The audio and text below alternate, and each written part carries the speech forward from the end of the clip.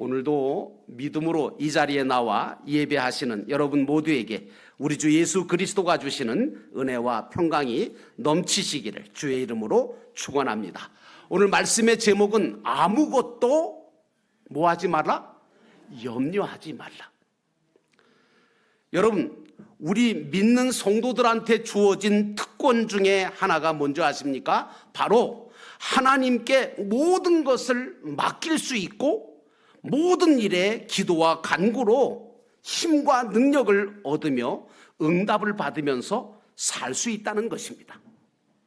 예수님은 우리에게 구하라, 찾으라, 두드리라 이렇게 말씀을 하시며 기도의 필요성과 기도의 그 놀라운 은혜가 있음을 우리에게 알려주셨습니다. 우리 영도교회는 예배 중에 틈틈이 기도합니다. 예배 전에도 기도하고 예배 중에도 기도하고 예배를 마치면서도 기도합니다. 목장에 모여서 기도하기도 하고 새벽마다 성전문을 열어놓고 성도들이 자유롭게 나와 하나님께 모든 것을 맡기며 기도의 제단을 쌓아가고 있습니다. 오늘 바울은 주 안에서 기뻐하라 이렇게 말하면서 아무것도 염려하지 말고 모든 일에 기도와 간구로 감사함으로 하나님께 아뢰면 하나님의 평강이 우리 마음과 생각을 지켜주실 것이다 이렇게 말하고 있습니다. 여러분, 기도할 수 있고 또 그 기도에 응답을 주시는 하나님이 계시다는 것이 우리 인생에 있어서 얼마나 큰 은혜고 얼마나 큰 복이고 얼마나 큰 능력이 되는 줄 여러분 깨달으시기를 주의 이름으로 축원합니다. 이제 본문의 말씀으로 돌아가서 첫 번째로 바울이 뭐라고 하느냐면 아무것도 염려하지 말아야 된다는 거예요. 4절에 보니까 주 안에서 항상 기뻐하라. 내가 다시 말하노니 기뻐하라. 사실 사도 바울이 지금 이 빌립보서를 쓰면서 기뻐할 상황이 아니에요. 기쁨이라는 것은 평안이 있어야 기쁘잖아요. 근데 여러분, 주 안에서 항상 기뻐하는 삶을 살려면요, 먼저 우리는 우리 마음속에 염려와 근심의 문제를 해결해야 기쁨이 생기거든요. 이것을 내가 해결할 수 있을까요? 여러분은 능력이 있으세요? 저는 없어요. 내가 해보니까 내가 해결할 수 없더라고요. 방법은 뭐냐? 하나님께 맡겨야만 해결될 수 있는 줄로 믿습니다. 그래서 베드로전서 5장 7절에 베드로 사도는 이렇게 말합니다. 너희 염려를 다 주께 맡기라. 이는 그가 너희를 돌보심이라. 이렇게 말하고 있습니다. 염려는 왜 생기죠? 여러 가지 일들을 겪게 될 때 마음속에 생기는 여러 가지 걱정과 고민을 염려라고 말합니다. 여러분, 현대인들은요, 수많은 걱정과 염려 속에 살아갑니다. 이걸 한마디로 뭐라 그래요? 스트레스 받는다 그러죠. 조금 속된 말로 말하면 열받는다 그러죠.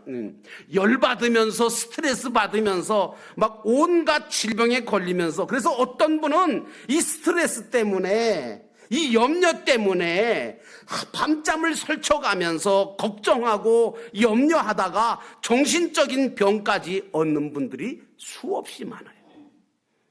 그런데 여러분, 어느 미국 대학에서 심리학팀에서 임상실험을 했답니다. 염려와 걱정에 대해서. 임상실험을 했더니 염려와 걱정, 우리가 하는 염려와 걱정거리 중에 한 40%는 실제로 일어나지 않은 것들이었다고 얘기하고요. 30%는 이미 과거에 흘러간 옛날 과거에 있었던 일에 대한 걱정이고 염려고요. 그 다음에 10%는 육신의 질병에 관한 걱정거리고 정말 걱정하고 염려해야 될 일들은 단 100% 중에 8%밖에 안 됐답니다. 그런데 그 8%도 연구해 보니까 인간이 이 염려와 근심을, 이 8%의 염려와 근심을 아무리 걱정하고 아무리 염려해도 해결할 수 없는 염려와 걱정거리였다는 것입니다. 사랑하는 성도 여러분, 그러므로 우리는 하나님께 모든 걸 맡기고 기쁨으로 살아가야 될 줄로 믿습니다. 문제는 이 염려와 근심과 걱정 때문에 사람들은 기쁨을 잃어버린다. 감사를 잃어버려. 그래서 억눌려가며 살아가고 있는 게 사실이에요. 근데 성경은 우리에게 너희 하나님께서 돌보시고 계시니까 주님께 염려를 맡기고 살아라 이렇게 말하고 있습니다. 여러분은 어떻게 하실래요? 맡기실래요? 염려하며 사실래요? 이렇게 말씀하시는 말씀도 있지만 이런 찬양도 있습니다. 염려 다 맡기라 주가 돌보시니 주는 평화 우리의 평화. 성경은 계속해서 우리에게 염려를 하나님께 맡겨라 이렇게 말합니다. 염려를 그치라 말합니다. 오직 하나님께 아뢰라고 말하고 있습니다. 이것이 하나님을 신뢰하는 성도의 겸손한 신앙 태도인 줄로 믿습니다. 하나님은 이런 겸손한 성도를 기뻐하십니다. 그리고 모든 근심과 걱정을 맡아주실 뿐만 아니라 도우시고 함께 하시며 역사해 주시는 줄로 믿습니다. 이 마지막 이 시대에는 사단이가 여러분 보이진 않죠. 이놈이 혹시 또 뭐 이렇게 뿔 달리고 삼시창 들고 있는 게 사단막인 줄 아시면 안 돼요. 그거는 저기 그냥 매운 고추만 내는 소수병에 있는 그런 그림이죠. 사단마귀는 보이지 않습니다. 왜? 영적인 존재니까요. 근데 이 시대는요, 사단마귀가 우리 믿는 자까지도 넘어뜨리려고 염려와 근심을 주어서 병들게 하거든요. 움직이지 못하게 만들거든요. 베드로전서 5장 8절에 그래서 베드로가 이렇게 말합니다. 근신하라 깨어라 너희 대적마귀가 우는 사자와 같이 두루다니며 삼킬 자를 찾나니 너희는 믿음을 굳건히 하여 그를 대적하라 이렇게 말하고 있습니다.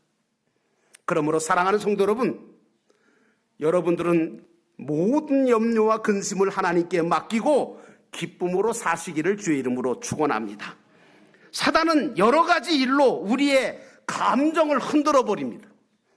그래서 우리가 믿음과 소망과 사랑으로 살지를 못하게 만들고 불신과 절망과 미움과 다툼을 일으켜서 우리로 하여금 죄짓게 만들고 잘못된 삶을 살게 만들어요.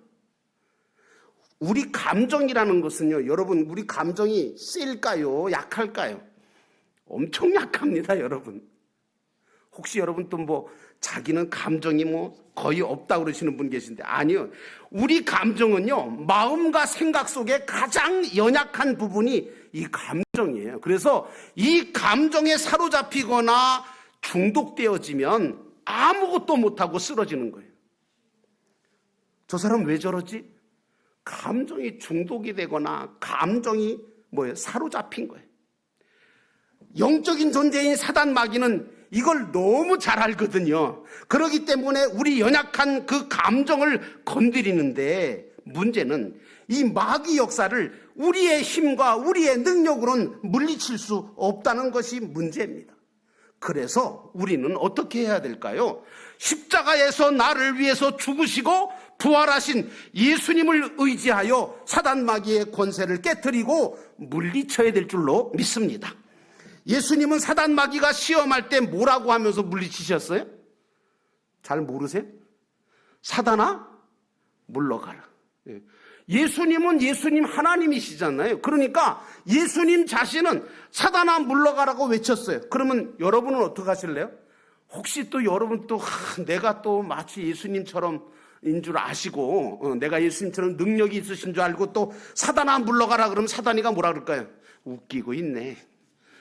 여러분, 우리 힘과 우리 이름이나 우리의 모든 능력 가지고는 사단 마귀를 대적할 수도 없고 물리칠 수도 없어요. 다 넘어져요. 그런데 여러분, 우리는요, 사단 마귀가 유혹하고 시험을 줄 때에 우리는 외쳐야 됩니다.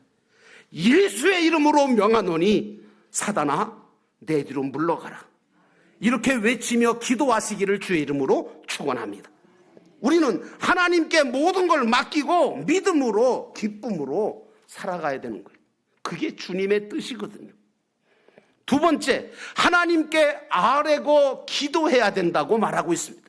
6절에 보니까 아무것도 염려하지 말고 다만 모든 일에 기도와 간구로 너희 구할 것을 감사함으로 하나님께 아뢰라, 이렇게 말하고 있습니다. 성도는 첫째로 모든 것을 하나님께 맡길 수 있는 특권이 있고요, 두 번째로 하나님께 모든 것을 아뢰 수 있는 특권을 가지고 있습니다. 너무 힘들고 지칠 때 우리는 무엇을 하려고 하지 마셔야 돼요. 어떤 분들은 막 지치고 힘들어 죽겠는데 그래도 이걸 내가 이겨보려고 그냥 뭘 해야 되지 않겠나? 근데 그러지 말고 너무 힘들고 지칠 때 우리는 무엇을 하려고 하기보다는 주님께 모든 걸 맡기고 기도하면서 주님의 때, 주님의 도우심을 기다릴 줄 아는 지혜를 가져야 될 줄로 믿습니다. 우리가 당하는 고난과 시험과 어려움은 잠깐이에요. 언젠가 지나가요. 그래서 우리가 늘 써야 될 말은 뭐냐면 이 또한 지나가리라. 우리에게는요, 하나님 아버지가 계시잖아요. 그리고 우리는 돌아갈 하늘나라가 준비되어 있는 자 아니에요? 그러므로 염려 대신 기도로, 불평과 원망 대신 감사로, 의심과 불신보다 믿음으로 나가시면 로마서 8장 28절에 있는 말씀처럼 하나님을 사랑하는 자, 곧 그 뜻대로 부르심을 입은 자들에게는 모든 것이 합력하여 선을 이루니라고 하는 말씀대로 언젠가는 해결되고 언젠가는 지나가고 언젠가는 우리에게 승리가 올 줄로 믿습니다. 그러므로 사랑하는 성도 여러분, 하나님은 내가 당신께 기도하기를 원하십니다. 남유다 나라에, 저 구약 성경에 보니까 남유다 나라에 아수르 왕 사네립이 쳐들어옵니다. 히스기야 왕에게, 그리고 이제 쳐들어오는데 히스기야 왕이 다스리고 있었거든요. 이길 도리가 없는 거예요. 왜냐하면 군대가 너무 세, 너무 많아 숫자가. 근데 이스라엘 나라 남유다에는 별로 없어. 그런데 그 사네립이라고 하는 이 아수르 왕이 히스기야 왕한테 편지를 보냈는데요, 그 편지 내용이 뭔지 아세요? 이거예요. 너희가 믿는 여호와 하나님은 너희를 구원하지 못할 것이니까 너희는 우리한테 항복해라. 그러면 내가 살려줄게. 이거예요. 이 편지를 딱 받고 나니까 기가 막힌 거 아니겠어요? 그래서 그 편지를 받은 히스기야 왕이 어떻게 했는 줄 아세요? 편지를 들고 눈물을 흘리면서 벌벌 떨면서 성전에 들어가서 하나님 앞에 엎드려 기도합니다. 그 기도 내용이 이사야 37장 17절에 나오는데 이렇게 기도합니다. 여호와여, 귀를 기울여 들으시옵소서. 여호와여, 눈을 뜨고 보시옵소서. 사네립이 사람을 보내어 살아계시는 하나님을 회방한 이 모든 일들을 들으시옵소서. 하나님이 들으셨을까 안 들으셨을까? 들으셨어요. 하나님은 그 기도를 들으시고 히스기야에게 승리를 주시고 구원을 베푸신 줄로 믿습니다. 하나님은 우리가 히스기야처럼 엎드려 기도하면 응답하시고 역사하시는 분이세요. 기도하면 반드시 하나님은 들으시고 응답하시고 역사하시는 그 하나님이세요.